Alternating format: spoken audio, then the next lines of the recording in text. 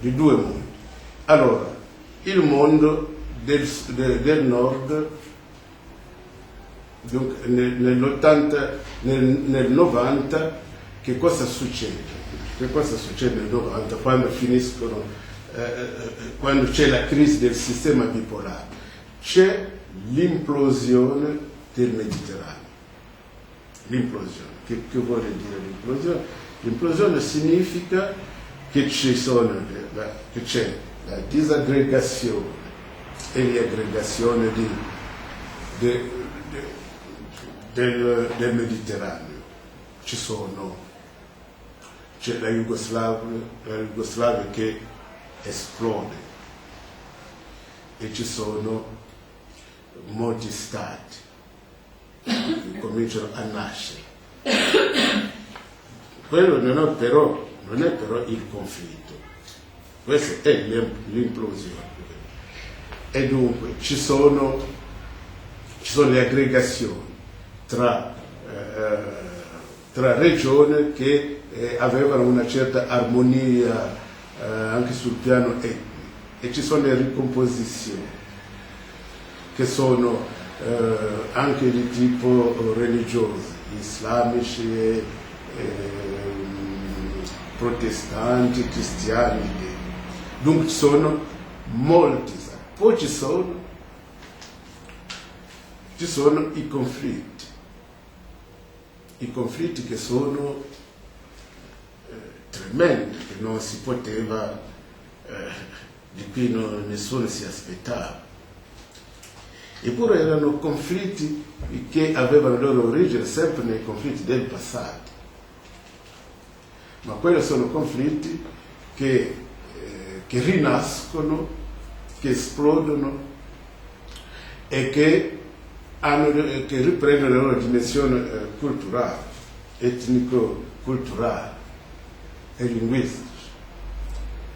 Ma questo è un aspetto soltanto del Mediterraneo che noi abbiamo visto e sul quale d'altronde l'Occidente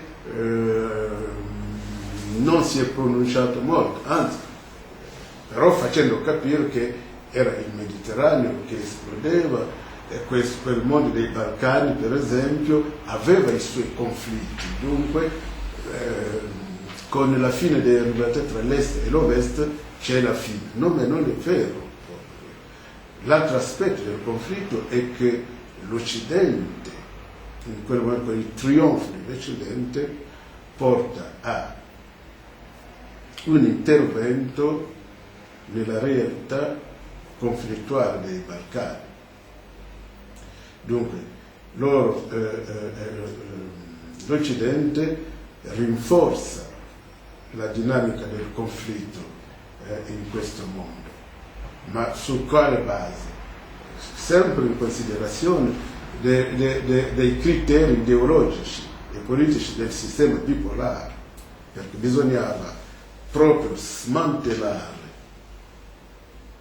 totalmente questo mondo, e molti presidenti anche persino Mitterrand, quando ha mandato l'esercito francese, l'ha detto che bisognava mettere fine al regno del partito unico che era all'est, perché non era democrazia, mentre gli americani pensavano che si trattava proprio di smantellare un mondo che era sotto il controllo dell'Unione Sovietica, che era il male del mondo. Il male del mondo. Perché l'America è il bene, poi si vedrà. Allora, abbiamo dunque un Mediterraneo del Nord in conflitto, ma che cosa succede? I conflitti che nascono nel nord, giusto del Mediterraneo, hanno anche un'incidenza sulle alleanze strategiche che c'erano. La Turchia, che era il mondo che doveva difendere l'Occidente contro il comunismo perde quella importanza strategica che aveva e non ha più il ruolo che l'Occidente gli aveva affidato, e dunque ha questa difficoltà per entrare anche in Europa, perché giustamente la fine di questi conflitti tra l'Est e l'Ovest mostra le differenze che ci sono sul piano anche culturale. E dunque la Turchia è un mondo diverso dal resto dell'Europa, perché è un mondo islamico, è un mondo che nella sua qui territorio è anche in Asia, la parte più grande si trova in Asia, e dunque non è un mondo europeo, nonostante tutto quello che è stato detto durante il conflitto tra l'Unione Sovietica e l'Occidente. Dunque ci sono tutti questi conflitti che noi viviamo oggi e che i turchi, per esempio, portano anche per esempio in Germania, dove loro che si dicono europei vivono nei quartieri proprio chiusi, dove ci sono solo i turchi.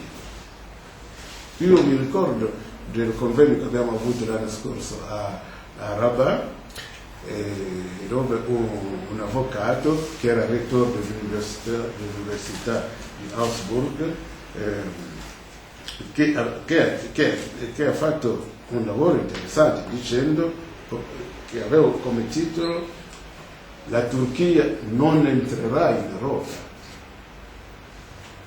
e lui ha mostrato che la Turchia è un paese talmente diverso che non può entrare in Europa. In Germania i turchi parlano solo turco, sono alle spese della Germania, ma non vogliono sapere niente della Germania. E dunque, allora, questo è un mondo che si libera delle rivalità est-ovest, però è un mondo che non ha un'identità chiara. Allora, siamo sempre nel nord, e dunque l'Europa che cosa fa? L'Europa dunque tenta di creare un'identità autentica, perché l'Europa è solo un mondo oggi che diciamo che ha come funzione di stimolare la cooperazione tra gli Stati, perché c'è il disagio quasi in tutti i paesi sul fatto che l'Europa ha altri obiettivi, perché ci sono stati i non della Olanda, della Francia, dell'Irlanda, e vi ricordate bene, per esempio, Prodi si era arrabbiato perché i francesi avevano detto no, si è arrabbiato anche quando gli irlandesi hanno detto no,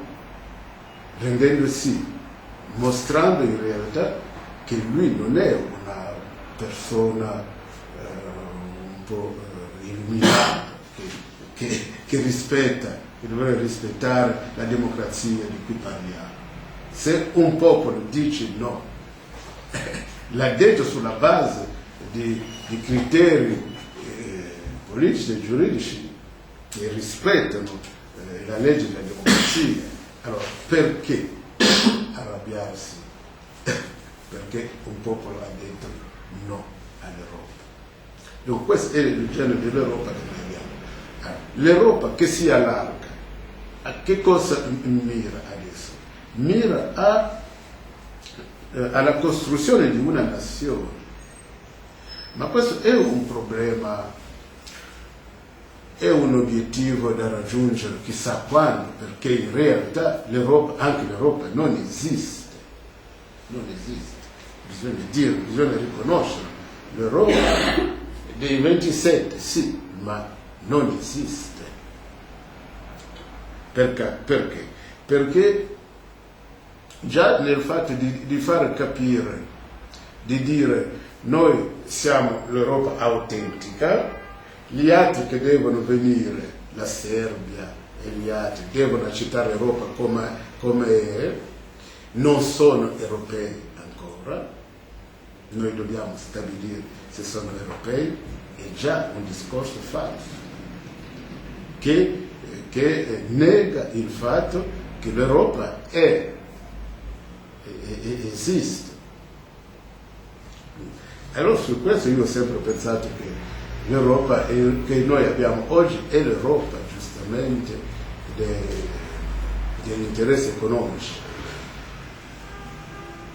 perché i francesi, irlandesi e olandesi hanno rigettato. Ma questa Europa dunque ha un rapporto anche con il Sud,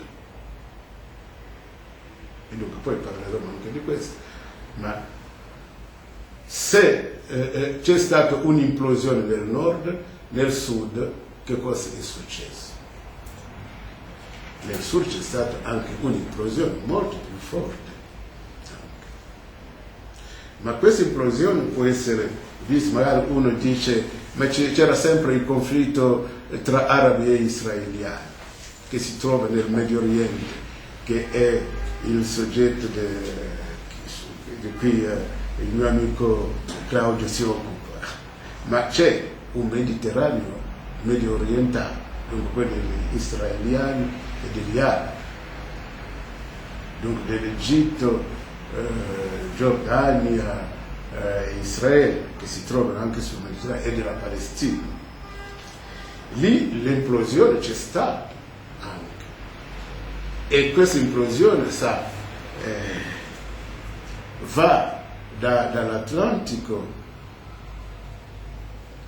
al Golfo Persico, dove non c'è il Mediterraneo, il Golfo Persico. Però perché dobbiamo considerare quella parte anche come uno spazio mediterraneo? Semplicemente perché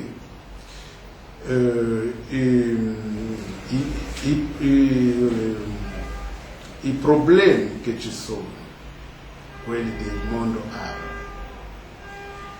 che appartengono al Mediterraneo, hanno una forte incidenza nel mondo arabo-persico, perché l'implosione del 90, che comincia nel 90, colpisce, si manifesta soprattutto nel mondo che è così vicino al Mediterraneo, la Turchia, dove i curdi nel 90 cominciano a correre verso il Mediterraneo e dicono: ma noi siamo anche mediterranei, noi non siamo asiatici, perché i loro problemi devono essere risolti nella parte del Mediterraneo dove c'è il centro di decisione, l'Europa che nasce, che si allarga.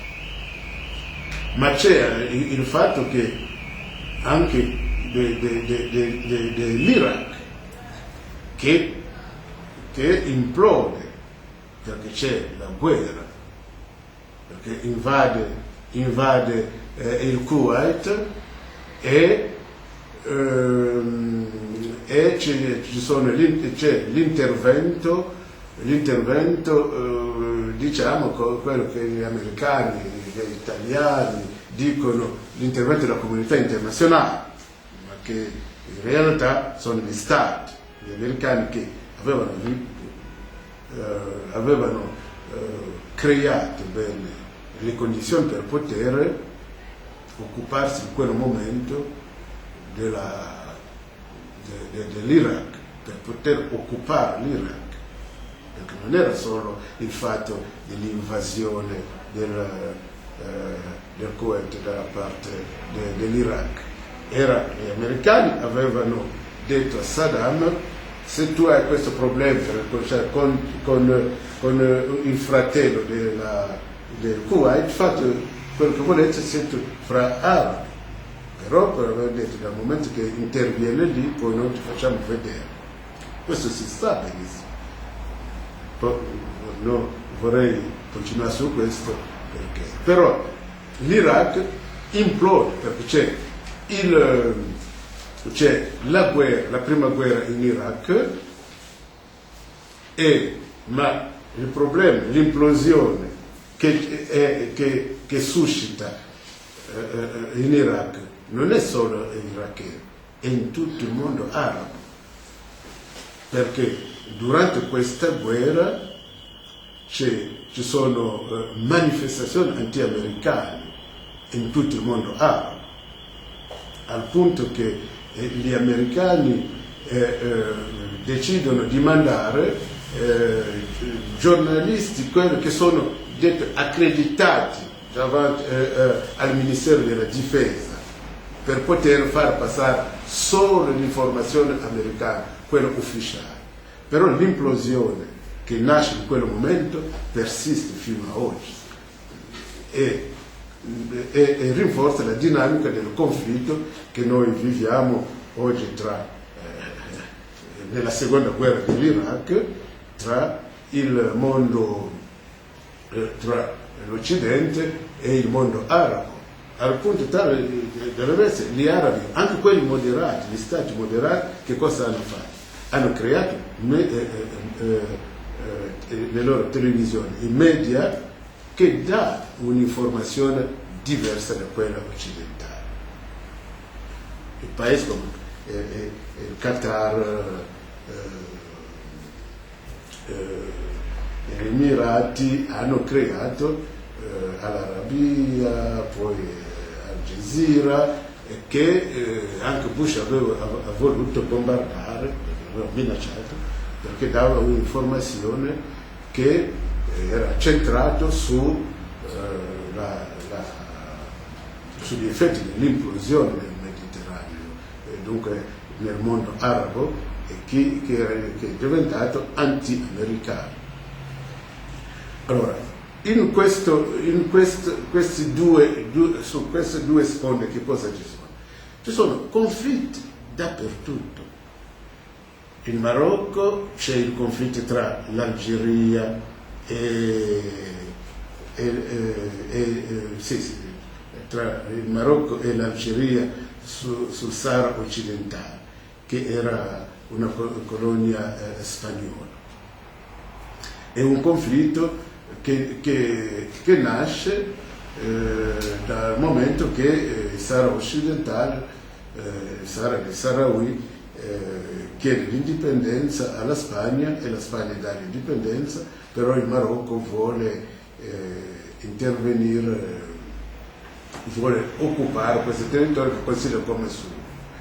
Questo è un punto importante, e su questo Algeria e Marocco non sono mai d'accordo e si stanno accumulando armi ogni giorno, al punto, per esempio, io quando sono stato ultimamente in Marocco, quell'altro convegno, ho letto nei giornali marocchini che dicevano: le Sahara occidental vaut une guerre, il Sahara occidentale vale una guerra. Allora, come vedi, gli effetti dell'implosione in questa sponda qua non sono stati controllati come dall'altra parte, anche del nord, perché non sappiamo che cosa succederà ancora tra i serbi e il Kosovo, per esempio, dove l'Occidente ha riconosciuto il governo, ma i serbi, la Russia e gli altri paesi arabi, per esempio, non l'hanno riconosciuto. Allora, abbiamo un mondo dei conflitti, un mondo dei conflitti che è difficile, che non arriviamo proprio a controllare. Però è un mondo dove che ha un conflitto anche vero, come dicevo, un conflitto tra il nord e il sud, un conflitto che non vogliamo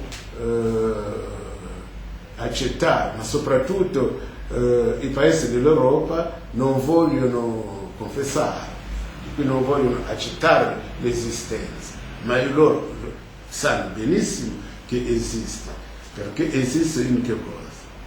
Perché lo dicono quando parlano dell'immigrazione, perché dicono, perché pensano e dicono che le migrazioni sono un veicolo di terrorismo, ma soprattutto di aggressività verso l'Occidente. È vero, anche perché poi abbiamo avuto gli attentati in Spagna, per esempio, ogni giorno abbiamo molti anche imam che sono arrestati, molti islamici che sono sotto inchiesta, ma poi molti di loro dicono chiaramente quello che loro pensano dell'Occidente.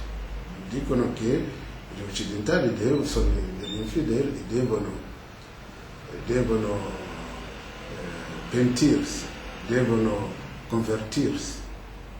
E su questo non è soltanto quelle piccole personalità, persone che lo dicono.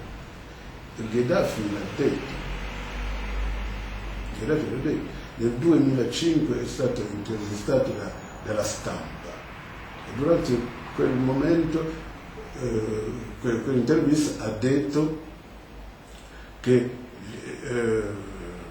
entro il 2025 tutta l'Europa sarà totalmente islamizzata. È quello che noi vogliamo. E se noi non arriviamo, se non è islamizzata, ci sarà una guerra. Forse che loro e poi dice chiaramente che noi non faremo, però dice che forse l'Occidente ci farà. È intelligente naturalmente non dire che noi faremo una guerra all'Occidente, però dice sarà islamizzata totalmente e quello è il nostro obiettivo, è quello che noi vogliamo.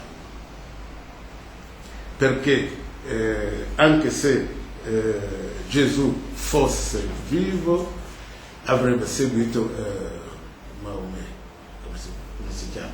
Maometto, il nostro profeta. Dunque, non lo dice perché scherzava, era una cosa che pensa.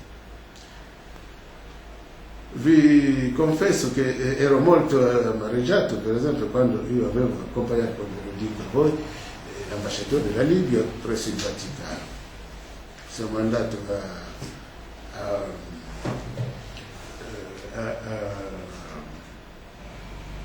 moschea di Roma, mi hanno accompagnato e devo preparare la quarta sessione del convegno sul Mediterraneo, perché io organizzo convegni tra le due sponde, di cui anche il mio amico Claudio è stato ultimamente in Marocco con me. Davanti all'imam, quando era l'epoca del momento che c'era il millennium anche in Europa, in Italia festeggiavamo, e lui disse in arabo all'imam la festa dei diavoli è finita. Allora l'imam si è messo a ridere e poi gli ha detto: ma non ho capito bene che cosa mi ha detto. Allora lui ha ribadito il concetto dicendo: la festa dei diavoli è finita. Allora si è messo a ridere e gli ho chiesto, ma tu, caro amico, che cosa hai detto che ti fa ridere, ma vorrei sapere. Io gli ho detto in francese, conoscevo anche l'italiano, però me l'ha detto in francese, dunque che conosco molto bene. Gli ho detto che la festa del diavolo è finita. E che festa è quella del millennio? Allora, lui aveva già 80 anni, un uomo di cultura, decorato da Italo Balbo, conoscete Italo Balbo, all'epoca della guerra, e dunque una persona molto colta, scelta bene dal colonnello Gheddafi, però, vedi, pensa esattamente il contrario di quello che dice. Dunque il conflitto tra il nord e il sud esiste, non lo facciamo, non lo mettiamo mai in evidenza, però arriviamo a capirlo attraverso soprattutto il fenomeno dell'immigrazione, i problemi che crea in Europa, quello che noi diciamo e che poi quelli del sud sa. Fra l'Europa e che cosa è successo per questo fatto dell'immigrazione? È che l'Europa ha cercato di creare, così di prolungare il suo territorio di polizia fino in Africa, facendo gli accordi con il Marocco, la Libia e l'Algeria per poter fermarlo. Invece la conseguenza di questo è il fatto che quanti minuti dobbiamo ancora parlare? Ma abbiamo 3 minuti, poi non so lei. Sì. Sono 3. Sì. E dunque il problema è che il conflitto esiste e dunque la Francia particolarmente, che ha rapporti molto più importanti che l'Italia con l'Africa, che cosa fa? Pensa prima che dopo la politica di avvicinamento con la sponda sud, che è stato un fallimento, perché in realtà la cooperazione euro-mediterranea non ha funzionato, e Barcellona 2 l'ha confessato, l'ha accettato, ha riconosciuto che le cose non sono andate bene, e dunque Sarkozy ha pensato di creare un'unione della Mediterranea. Poi l'Italia e la Germania si sono un po' risentiti e hanno detto che bisogna creare l'Unione per la Mediterranea. Gli obiettivi della Francia erano di creare un Mediterraneo francese per continuare il neocolonialismo, per poter avere la mano sempre sull'Algeria, il Marocco e la Tunisia, dove loro hanno veramente rapporti, voi non avete l'idea delle spese che fanno solo per la cultura francese, per la diffusione della lingua francese, cosa che noi italiani non facciamo, perché io ho degli amici lì che si occupano della cultura italiana e siamo andati, abbiamo parlato con l'ambasciatore, proprio 0-0. Alla Francia ha quasi 200 solo a Rabat, è molto grande di cultura, e un budget, fondi proprio più importanti di quelli che abbiamo qui a Roma per la cultura francese in Europa.